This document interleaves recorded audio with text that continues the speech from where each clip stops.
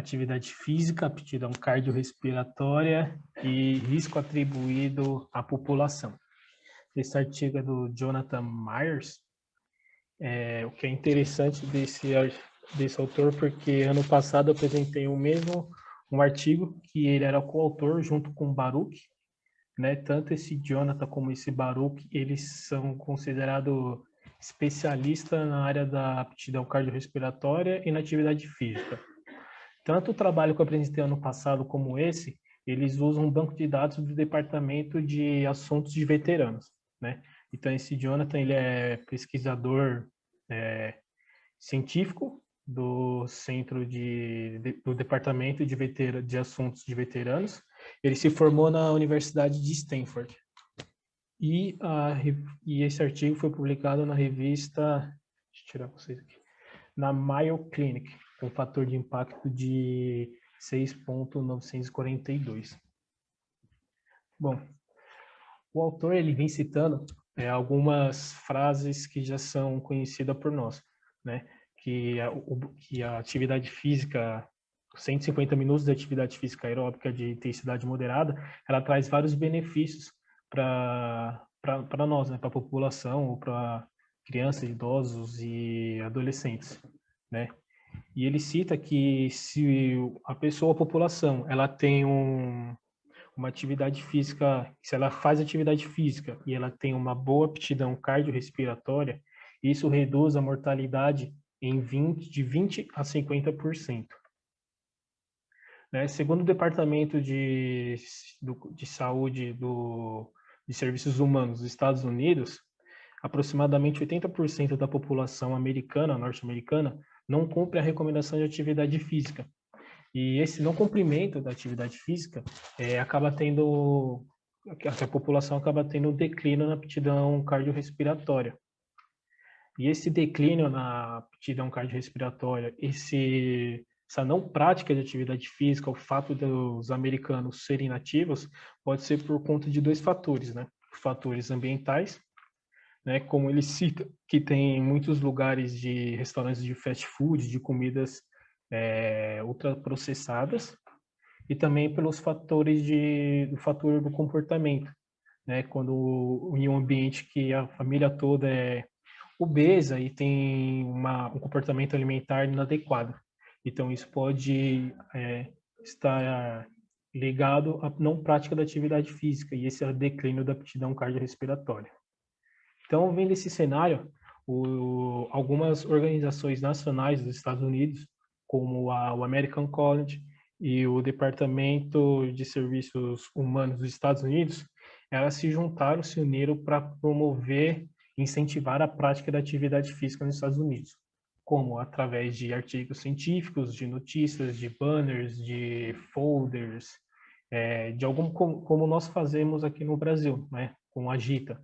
Eles se uniram para incentivar a prática de atividade física. Bom, então, o objetivo do trabalho é determinar o risco relativo à população e o número de impacto da exposição para a mortalidade associada à aptidão cardiorrespiratória, inatividade física e outros marcadores de risco entre indivíduos veteranos. Por que eu deixei marcado o risco relativo à população e o número de impacto da exposição? Porque foram dois nomes, mas umas palavras que eu nunca tinha lido em algum artigo nesse porte, o risco relativo à população. Então, eu fui tentar entender, através do artigo do autor e em outros, o que seria esse risco relativo à população, né? Então, eu achei um artigo feito em 94 que ele define o risco atribuído à população, que representa a quantidade de casos de uma doença que pode ser atribuída a um determinado fator de risco. Então, o que seria essa quantidade de casos de uma doença? Então, é quantos hipertensos ou diabéticos há na população. Então, isso seria a quantidade de casos. E determinar o fator de risco é o que faz essa população ser hipertensos ou diabéticos. Né? Será que é o comportamento sedentário? Será que é a baixa aptidão cardiorrespiratória? Quando nós vamos para o número de impacto de exposição, eu também achei que quer dizer que é um número médio de pacientes expostos ao fator de risco que precisa ser removido da exposição. Então, o que seriam esses pacientes expostos ao fator de risco? É aqueles pacientes que eles estão expostos a um comportamento sedentário ou uma baixa aptidão cardiorrespiratória. E por que eles precisam ser removidos dessa exposição? Para eles não terem uma futura doenças como hipertensões, diabética, insuficiência renal, né? Então, o estudo ele foi feito com um banco de dados do Departamento de Assuntos de Veteranos dos Estados Unidos. Foram analisados, avaliados de 1 de janeiro de 1992 até dia 31 de dezembro de 2014. Eles foram mensurados a aptidão cardiorrespiratória, o padrão da atividade física. E eles obtiveram dados de 6.723 veteranos. Porém, teve uma exclusão de 833 veteranos, que 352 foram excluídas porque eram mulheres. Então, esse artigo é totalmente feito com homens, ele não tem nenhuma mulher no estudo. Tiveram 192 dados incompletos e 289 se perdeu. Esse se perdeu quer dizer que teve pessoas que fizeram até um determinado tempo, depois não acabou dando sequência a esse estudo. Então, totalizando uma amostra com 5.890 veteranos.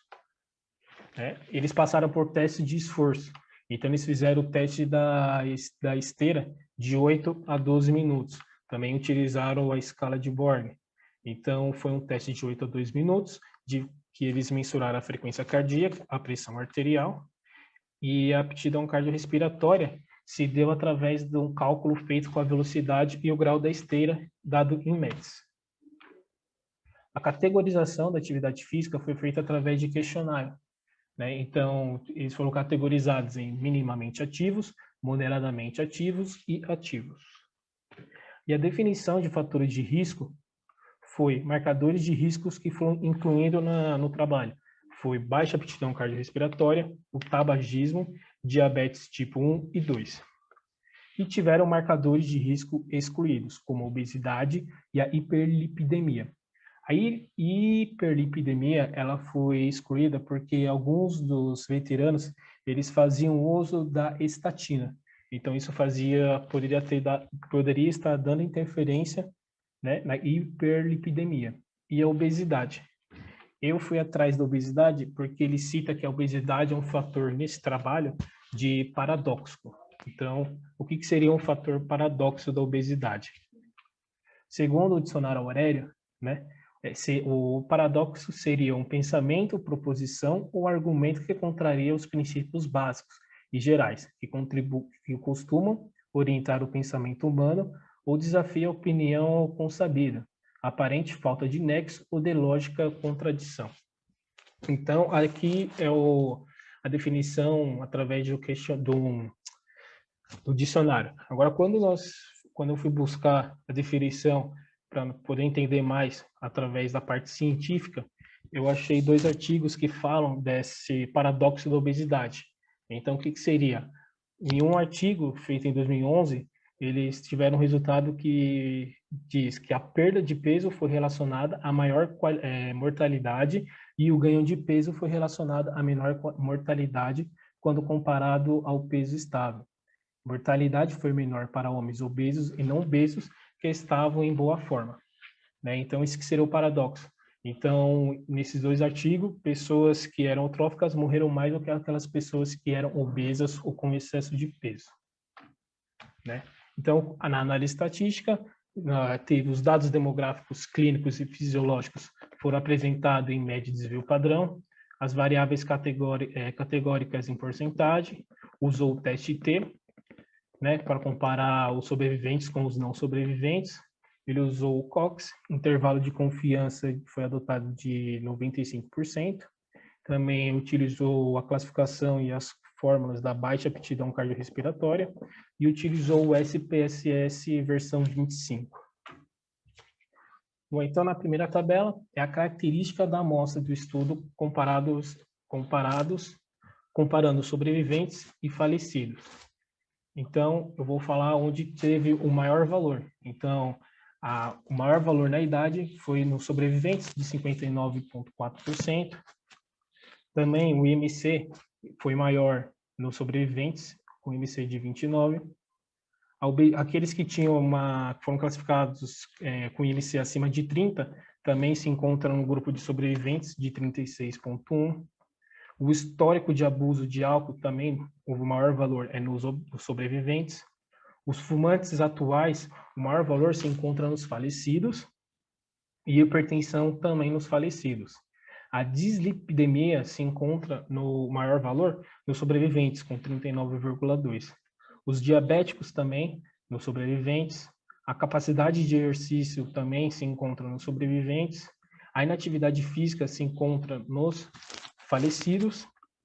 E droga antihipertensiva e droga antiperlipidêmica também se encontra nos sobreviventes. O que é interessante nessa tabela, que os sobreviventes que têm o IMC, mesmo eles tendo um IMC acima de 30, classificados, né, como IMC acima de 30, eles é um grupo que tem menos inativos. Então, é um grupo que faz, independente do seu IMC, eles fazem atividade física e também tem uma melhor capacidade quando vai fazer algum exercício mensurado por METs. Aqui a distribuição percentual de sujeitos em cada aptidão e atividade física. Então, aqui eles foram classificados, categorizados em ativo, moderadamente ativo e inativo. Então, eles foram categorizados através de questionário. O que é interessante ver, que é interessante olhar nessa tabela, é que aqueles que foram categorizados como inativo, eles são aqueles que têm uma capacidade, uma aptidão cardiorrespiratória melhor, de 19,9%, aqueles que têm acima de 10 METs. Na tabela 3, é a prevalência dos diferentes fatores de risco atribuíveis à população e número de impacto de exposição para todas as causas de mortalidade. Então, eu vou falar todos os resultados porque foram todos significativos. Então, a prevalência de baixa aptidão cardiorrespiratória na amostra é de 19,7%.